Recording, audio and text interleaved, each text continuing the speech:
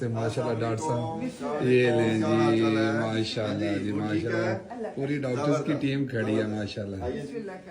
ये देखें ले जी आपके लिए माशाल्लाह माशाल्लाह। अम्मी जान ये ने डॉक्टर साहब जिन्होंने ਤੁਹਾਡਾ ऑपरेट करना है जी। और पहला तो डरे नहीं इन्होंने तो थोड़ा जा नहीं हमने थिएटर से पहले यहाँ हमारा जो गपशप करने का पर्पस यही है कि हम अपनी कोई जो खौफ है या कोई उसमें टेंशन है वो सारी चीजें बिल्कुल हम उसको सेटल कर लें इंशाल्लाह। तो आप उर्दू कंफर्टेबल हैं, पंजाबी कंफर्टेबल? पंजाबी बोलते हैं जबरदस्त। मेरे लिए यहाँ कुछ बैठने के लिए मुझे ला के दें जबरदस्त।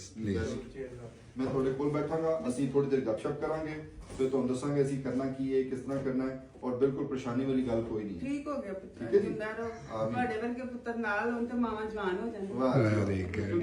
और ਅਸੀਂ ਅੱਜ ਤੇ ਤੁਹਾਨੂੰ ਲਿਟਰਲੀ ਅਸੀਂ ਜਵਾਨ ਕਰਕੇ ਭੇਜਣਾ इंशाल्लाह इंशाल्लाह ਅੱਲਾਹ ਤਾਂ ਸਦਾ ਹੀ ਜਵਾਨ ਅਸੀਂ ਤੁਹਾਨੂੰ ਵਾਕਈ ਤੁਹਾਨੂੰ ਫਿੱਟ ਕਰਕੇ ਭੇਜਣਾ इंशाल्लाह और इंशाल्लाह। ये कि ਤੁਸੀਂ ਅੱਲਾਹ ਦੇ ਹੁਕਮ ਨਾਲ ਬਹੁਤ ਸਾਰਾ ਆਪਣੇ ਆਪ ਨੂੰ ਚੁਸਤ ਫੀਲ ਕਰੋਗੇ, ਬਹੁਤ ਸਾਰੀ ਇਹ ਜਿਹੜੀ ਗੈਰ ਜ਼ਰੂਰੀ ਚੀਜ਼ਾਂ ਨੇ ਘਟ ਇੱਕ ਜਾਣਗੀਆਂ। ਮਿੰਟ ਚ ਮੇਰਾ ਇੰਜ ਜਿਵੇਂ ਵਾਪਸੀ ਮੈਂ ਬੇਹੋਣੀ ਆ ਜੀ।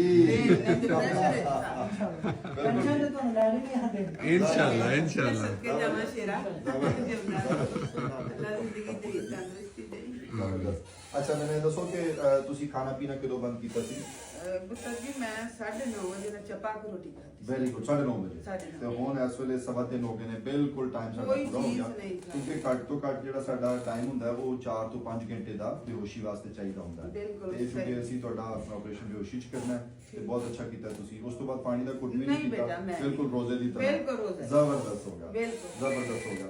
ਮੈਨੂੰ ਇਹ ਦੱਸੋ ਕਿ ਤੁਹਾਨੂੰ ਅੰਦਾਜ਼ਾ ਹੈ ਕਿ ਅਸੀਂ ਅੱਜ ਕਰਨਾ ਕੀ ਹੈ, ਭਲਾ ਕੀ ਕੀ ਹੋਣਾ ਹੈ? ਥੋੜਾ ਜਿਹਾ ਤੁਸੀਂ ਆਪਣਾ ਦੱਸੋ ਫਿਰ ਮੈਂ ਅੱਗੇ ਚੱਲਦਾ। ਬਸ ਪੁੱਤਰਾ ਇਹ ਸੋਚਿਆ ਸੀ ਕਿ ਥੋੜਾ ਸਾਰਾ ਬਹੁਤ ਇਹਦੇ ਤੋਂ ਪਰੇਸ਼ਾਨ ਆ ਤੇ ਅੱਲਾ ਮੀਆਂ ਤੁਹਾਨੂੰ ਤੁਹਾਡੇ ਹੱਥ 'ਚ ਸ਼ਿਫਾ ਅੱਲਾ ਨੇ ਪਾਈ ਤੇ ਤੁਹਾਡੀ ਇਹ ਬੜੀ ਮਿਹਰਬਾਨੀ ਹੋਏਗੀ ਜੇ ਮੇਰੇ ਨਾਲ ਅੱਛੀ ਤਰੀਕੇ ਨਾਲ ਤਾਮਣ ਕਰੋਗੇ ਤੇ ਤੁਹਾਡਾ ਵੀ ਸ਼ੁਕਰੀਆ ਮੇਰਾ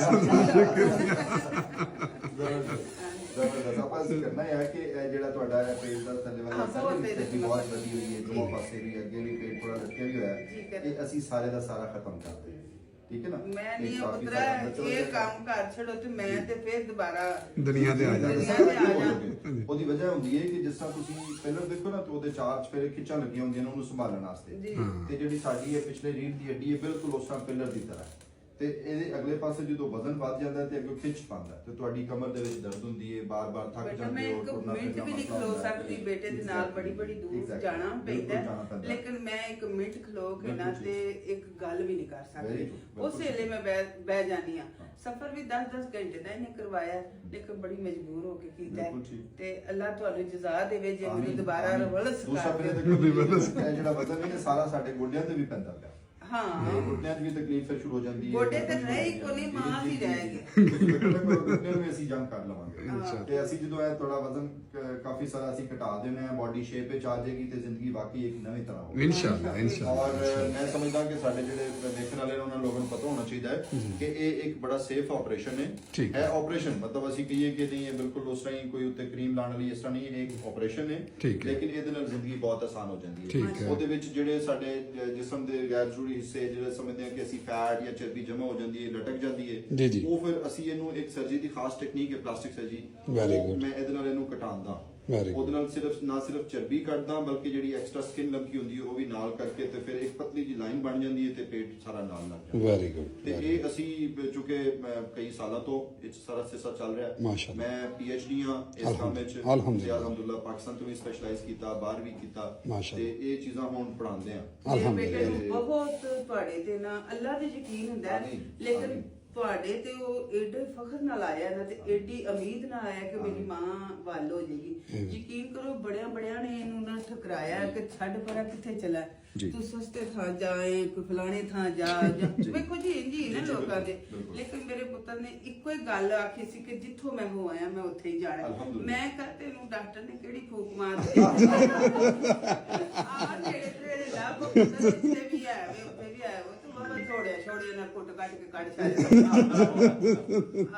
ਆਨਾ ਸੀ ਅੰਮਾ ਜੀ ਤੁਹਾਨੂੰ ਨਹੀਂ ਪਤਾ ਮੈਂ ਉੱਥੇ ਹੀ ਖੜਨਾ ਜੋ ਮਰਜ਼ੀ ਹੋ इंशाल्लाह ਤੁਸੀਂ ਬਿਲਕੁਲ ਠੀਕ ਹੋ। ਤੇ ਮੈਂ ਅਬਦਾਲ ਬਾਜਵਾ, ਸਲਮਾਨ, ਸੁਨੈਨਾ ਅਸੀਂ ਸਾਰੇ ਤੁਹਾਨੂੰ ਸਰਵ ਕਰਨ ਵਾਸਤੇ ਬਿਲਕੁਲ ਤਿਆਰ ਖੜੇ ਲੰਘਦੇ ਰਹੋ, ਹਾਂ। ਅੱਲਾ ਇਹਦੇ ਦੀ ਵਾਸਤੇ ਜ਼ਿੰਦਗੀ। ਕਿਉਂਕਿ ਸਲਮਾਨ ਵੀ ਪਿਛਲੇ ਕਈ ਸਾਲਾਂ ਤੋਂ ਮੇਰੇ ਨਾਲ ਅਸਿਸਟ ਕਰਵਾ ਰਹੇ ਨੇ। ਅੱਛਾ, ਸਲਮਾਨ, ਮਾਸ਼ਾ। ਤੁਸੀਂ ਕੀ ਫੀਲ ਕਰ ਰਹੇ ਹੋ ਅਮਨ ਨੂੰ ਆਪਰੇਟ ਕਰਨ ਵਾਸਤੇ ਅਸੀਂ ਲੈ ਕੇ ਚੱਲੇ ਹਾਂ ਤਾਂ ਤੁਸੀਂ ਕੀ ਮਹਿਸੂਸ ਕਰਦੇ ਪਏ ਹੋ? ਜਿਵੇਂ ਹਰ ਆਪਰੇਟ ਤੋਂ ਪਹਿਲੇ ਫੀਲ ਕਰੀਦਾ ਉਹੀ ਫੀਲ ਕਰ ਰਹੇ ਹਾਂ ਕਿ ਇਨਸ਼ਾਅੱਲਾ ਹਰ ਬੰਦਾ ਜਿਵੇਂ ਖੁਸ਼ ਹੋ ਕੇ ਜਾਂਦਾ ਇਨਸ਼ਾਅੱਲਾ ਇਹਨਾਂ ਵੀ ਖੁਸ਼ ਹੋ ਕੇ ਜਾਣਾ ਹੈ। ਅੱਲਾਹ ਤਾਲਾ ਜ਼ਾਤ ਇਹਨਾਂ ਨੂੰ ਸਿਹਤ ਤੰਦਰੁਸਤੀ ਦੇ ਕੇ ਇਨਸ਼ਾਅੱਲਾ। ਬੜੀ ਜਲਦੀ ਇਹਨਾਂ ਇਨਸ਼ਾਅੱਲਾ ਨਾਰਮਲ ਜ਼ਿੰਦਗੀ ਦੀ ਤਰਫ ਆਉਣਾ ਹੈ। इंशाल्लाह इंशाल्लाह ਮੈਂ ਵਾਪਸ ਵੀ ਜਾਣਾ ਹੈ ਇਹਦੇ ਨਾਲ। ਜੀ ਬਿਲਕੁਲ ਇੰਸ਼ਾਅੱਲਾ। ਤੁਸੀਂ ਦੇਖੋ ਦਿਨਾਂ ਚ ਠੀਕ ਹੋ ਜਾਣਾ ਤੁਸੀਂ, ਇਹ ਬੜੀ ਜਲਦੀ ਜ਼ਖਮ ਠੀਕ ਹੋ ਜਾਂਦਾ ਹੈ। ਅੱਛਾ। ਤੇ ਇਸ ਤਰ੍ਹਾਂ ਹੀ ਸੁਨੈਨਾ ਜਿਹੜੀ ਹੈ ਤੁਹਾਡੀ ਚਰਬੀ ਇਹਦੇ ਵਿੱਚੋਂ ਕੁਝ ਸੈੱਲ ਕੱਢਦੀ ਹੈ ਤੇ ਉਹ ਜਿਹੜੇ ਸਾਡੇ ਹੀਲਿੰਗ ਵਾਲੇ ਸੈੱਲ ਉਹਨਾਂ ਨੂੰ ਸਟੈਮ ਸੈੱਲ ਕਹਿੰਦੇ ਨੇ, ਉਹਨਾਂ ਤੇ ਬੜੀ ਰਿਸਰਚ ਕਰਦੀ ਪਈ ਹੈ। ਅੱਛਾ। ਤੇ ਇਹ ਡਾਕਟਰ ਸਾਹਿਬਾ ਦਾ ਜਿਹੜੀ ਇੱਕ ਸਟੱਡੀ ਇਹਨਾਂ ਨੇ ਪਿਛਲੇ ਦਿਨਾਂ ਚ ਕੀਤੀ, ਉਹ ਯੂਰਪੀਅਨ ਅਵਾਰਡ ਵਾਸਤੇ ਨੋਮੀਨੇਟ ਵੀ ਹੋਈ। ਅੱਛਾ। ਔਰ ਉਹ ਅਗਲੇ ਮਹੀਨੇ ਮੋਨਾਕੋ ਚ ਪ੍ਰੈਜ਼ੈਂਟ ਹੋਣਗੇ। माशाल्लाह ਇਹ ਜਿਹੜਾ माशाल्लाह ਤੁਹਾਡਾ ਮੈਂ ਦੱਸ ਰਿਹਾ ਨਾ ਗੋਡੇ ਜਿਹੜੇ ਘਿਸ ਗਏ ਨੇ ਤੇ ਉਹ ਠੀਕ, ਉਹ ਇਹਨਾਂ ਦੀ ਸਪੈਸ਼ਲਾਈਜੇਸ਼ਨ ਉਹਦੇ ਵਿੱਚ ਇਹ ਮਾਸ਼ਾਅੱਲਾ ਬੜੀ ਅੱਲਾਹ ਤਾਲਾ ਨੇ ਬੇਟਾ ਤੈਨੂੰ ਇੱਜ਼ਤ ਔਰ ਦੇਵੇ ਔਰ ਅਕਲ ਦੇ ਨਾਲ ਬੇਟਾ ਇਸ ਲੱਭ ਦੀਆਂ बिल्कुल बिल्कुल ਲੋ ਜੀ ਫਿਰ ਮੂਡ ਮੋਰਲ ਠੀਕ ਹੈ, ਚਲਿਏ ਬਿਲਕੁਲ ਫਿਰ ਅੱਗੇ ਨਾ ਬੜਾ ਫਰਕ ਹੈ। ਤੁਸੀਂ ਨੇ ਬ੍ਰਸ਼ ਕਰ ਦਿੱਤਾ ਅੰਮਾ ਜੀ ਨੂੰ ਬਿਲਕੁਲ ਇਹ ਤੇ ਬਹੁਤ ਪਰੇਸ਼ਾਨ ਸਨ ਕਾਫੀ ਜ਼ਿਆਦਾ ਫਰੈਸ਼ ਹੀ ਰਹਿਣਾ, ਤੁਸੀਂ ਬੇਫਿਕਰ ਰਹੋ ਤਾਂ ਤੁਸੀਂ ਦੇਖਿਓ ਹੁਣ ਕੱਲ ਤੱਕ ਕਿਸ ਤਰ੍ਹਾਂ ਤੁਸੀਂ ਫਰੈਸ਼ ਮਾਸ਼ਾਅੱਲਾ ਇਹ ਆਪਰੇਟ ਡਾਕਟਰ ਸਾਹਿਬ ਕਿੰਨੇ ਕੁ ਘੰਟੇ ਤੱਕ ਵੀ ਇਹ ਇਹਦਾ ਸਾਡਾ ਤਕਰੀਬਨ ਕੋਈ ਅੰਦਾਜ਼ਾ ਹੈ ਕੋਈ 1.5 ਤੋਂ 2 ਘੰਟੇ ਦੀ ਸਾਡੀ ਸਰਜਰੀ ਹੋਏਗੀ, ਤੇ ਠੀਕ ਹੈ। ਉਸ ਤੋਂ ਬਾਅਦ ਫਿਰ ਅਸੀਂ ਕੁਝ ਦੇਰ ਆਪਾਂ ਨੂੰ ਰੱਖਾਂਗੇ ਆਈਸੀਯੂ ਦੇ ਵਿੱਚ, ਠੀਕ ਹੈ। ਤਾਂ ਕਿ ਸਾਰਾ ਕੇਅਰ ਹੋ ਜਾਏ। ਠੀਕ ਉਸ ਹੈ। ਤੋਂ ਬਾਅਦ ਫਿਰ ਰੂਮ ਵਿੱਚ ਸ਼ਿਫਟ ਕਰਾਂਗੇ ਤੇ ਫਿਰ ਗੱਪਸ਼ਪ ਹੋਵੇਗੀ। ਅੱਲਾਹ ਖੈਰ ਕਰੇ ਇਨਸ਼ਾਅੱਲਾਹ ਅੱਲਾਹ ਸੋਹਣੇ ਦੀ ਸਪੁਰਦ ਤੇ